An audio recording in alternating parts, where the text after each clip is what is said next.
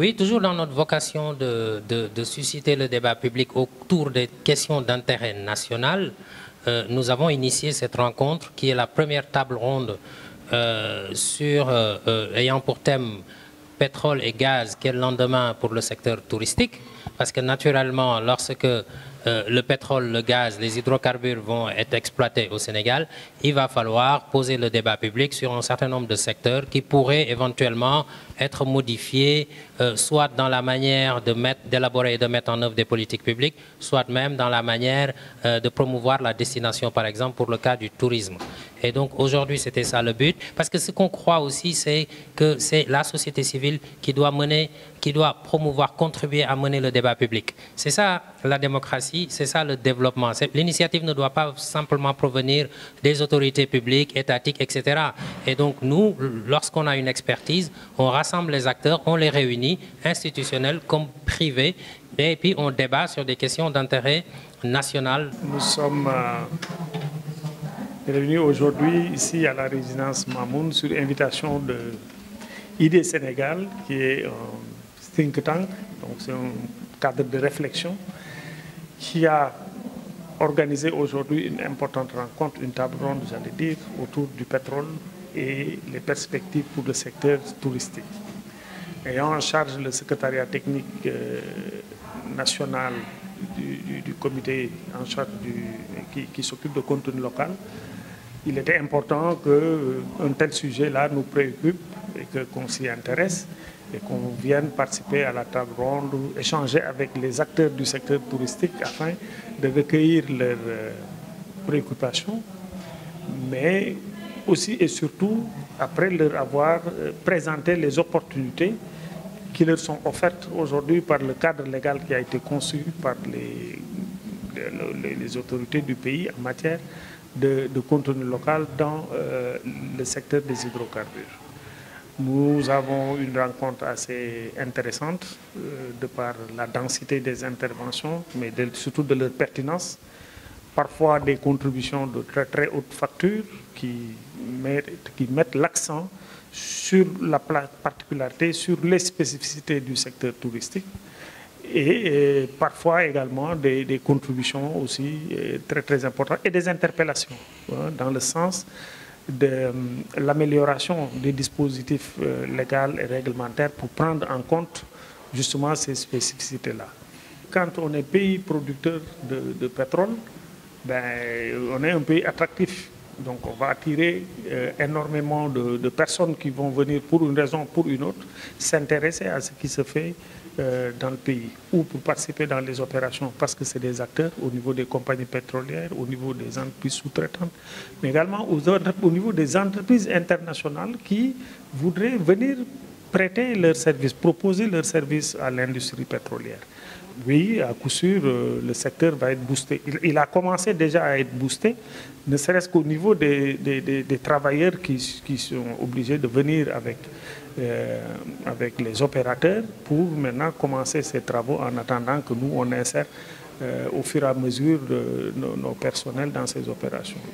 Je commencerai d'abord par remercier la structure ID Sénégal pour cette très bonne initiative. Moi, je viens représenter le ministre du Tourisme et des Loisirs, donc, qui nous a instruit de partager avec l'opinion publique les perspectives qu'il est en train d'inscrire dans le secteur du tourisme. Et parmi ces perspectives, il y a une corrélation entre l'avènement du pétrole et du gaz dans notre économie nationale et relativement par rapport un peu au tourisme qu'on est en train de vouloir vendre. Nous sommes plus dans l'anticipation. Depuis 6 mois, nous travaillons dans des projets très structurants, notamment le projet du golfe de Pointe-Sarène, qui est un projet qui s'installe au niveau de la Pointe-Sarène sur 150 hectares. Et c'est un golfe qui aura des réceptifs hôteliers assez importants, des hôtels de 3, 4 et 5 étoiles. L'objectif est d'offrir aux touristes ou bien ceux qui interviennent dans la plateforme de Sangomar, qui est un peu entre Palmarin et Fatick, donc d'avoir un nouveau cadre de vie touristique au niveau de Pointe-Sarène. Donc il y a forcément de nouveaux métiers qui vont émerger et tout cela, nous sommes en train d'y travailler. Il y a des perspectives et nous nous préparons vraiment à tirer notre épingle du jeu avec ce pétrole et ce gaz. Je me réjouis d'avoir participé ce matin à cet important atelier au nom de M. le directeur général de l'Agence sénégalaise de promotion touristique, M. Pape Mao Diouf. Le sujet a été un sujet extrêmement important qui est d'actualité et qui vient à son heure. C'est le lieu pour moi de féliciter l'organisateur, M. Daouda Tall, par rapport à l'initiative, mais également souligner l'ensemble des réflexions très importantes qui ont été soulevées ce matin par les différents participants, notamment par la tutelle, le ministère du Tourisme et des Loisirs, mais également par les représentants du secteur privé et notre collègue également de la SAPCO. Maintenant, le sujet il est important parce qu'on parle de pétrole et de tourisme. On a tendance à penser que c'est deux secteurs complètement différents, mais ce sont vraiment des secteurs qui sont liés. Aujourd'hui, c'est une nouvelle donne qui est là, qui arrive, c'est la découverte du pétrole, qui positionne quand même notre pays par rapport à un segment très important de l'économie. Je l'ai rappelé ce matin, c'est le segment maïs. Et là, au niveau de l'Agence sénégalaise de promotion touristique, sous la vision éclairée, bien entendu, de M. le directeur général, nous n'avons pas attendu. Nous avons quand même benchmarké des destinations maïs, comme le Rwanda, comme également Dubaï, etc. Et nous sommes rendus compte vraiment de la nécessité de mettre en place un bureau de convention. Et je rappelle que cela découle par l'étude qui avait été faite, commanditée par l'ASPT, et nous avions eu à l'époque l'accompagnement de la Banque mondiale sur le sujet. Et c'est pourquoi j'ai rappelé aujourd'hui que c'est important. Parce que quand on a une découverte pétrole dans une destination touristique, il faut s'attendre à une montée en gamme de l'offre touristique. Donc il faut s'attendre à avoir des hôtels de qualité. Ça c'est important. Il faut s'attendre à avoir un personnel qualifié.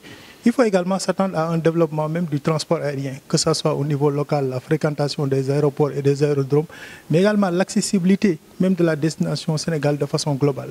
Donc là, on a en face une nouvelle clientèle qui arrive. Il faut s'adapter, anticiper sur ça. Notamment sur la formation, sur les questions également liées à la promotion. Oui, c'est un plaisir pour nous d'assister à cette rencontre qui a mis en avant un thème très actuel parce que le Sénégal aujourd'hui est un pays pétro-gazier et par conséquent son impact dans les différentes politiques publiques est extrêmement important, plus particulièrement dans le domaine dans lequel nous évoluons, qui est le domaine du tourisme. Et nous savons que le tourisme est un secteur qui a besoin d'investissement pour son développement. Et quand on découvre le pétrole et le gaz, ça nous donne la possibilité d'avoir des ressources. Parce que le pétrole et le gaz, c'est la possibilité pour un État d'avoir véritablement de l'argent et de l'épargne.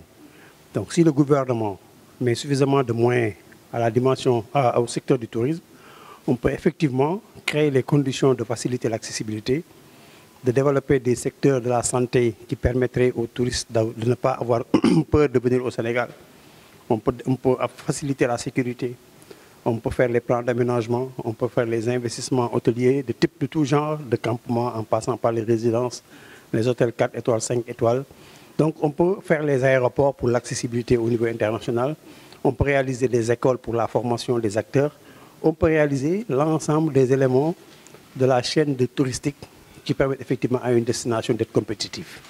En fait, c'est d'inviter les organisateurs de cette rencontre de faire les actes et de sortir les recommandations qui permettraient aux autorités d'être en possession des réflexions qui ont été faites. Les échanges ont été vifs, de très haut niveau, et les acteurs du tourisme sont représentés. Nous avons la représentation des acteurs privés, institutionnels comme privés, et aujourd'hui, ces débats sont très très intéressants, mais surtout c'est une première édition. Nous voulons embrayer par la suite vers d'autres éditions, mais même avant deuxième, troisième édition, de pouvoir travailler dans le fond, c'est-à-dire on n'aime pas les événements qui se terminent et puis tout le monde s'en va. On crée une dynamique d'échange autour de cette problématique, tourisme, pétrole et gaz, et ensuite on va devoir travailler ensemble. On a eu des assurances de la part du secrétariat technique du comité national de suivi, donc qui dépend du ministère du pétrole et des énergies, et du coup on va continuer les échanges de manière à et faire d'autres initiatives allant dans le sens de renforcer le secteur du tourisme et de lui permettre de se préparer comme il se doit face à l'exploitation du pétrole et du gaz qui va apporter des nouveaux défis. Et il faut que le Sénégal se prépare aussi pour pouvoir réorienter son secteur et la promotion du secteur pour qu'au final, le plus important, la finalité de toute politique publique, c'est le développement humain. Au final, le plus important, c'est de générer des impacts et le secteur du tourisme doit s'adapter face à ces nouveaux enjeux. Et puis les acteurs aussi doivent profiter des opportunités. C'est pour ça qu'on a parlé de contenu local. Les gens qui viennent vont être logés dans des hôtels. Le secteur du tourisme fait partie de la politique de contenu local du Sénégal. Et en ce sens-là, c'est très intéressant que d'abord les acteurs du tourisme soient au courant. Et c'est pour ça qu'on a organisé cet événement.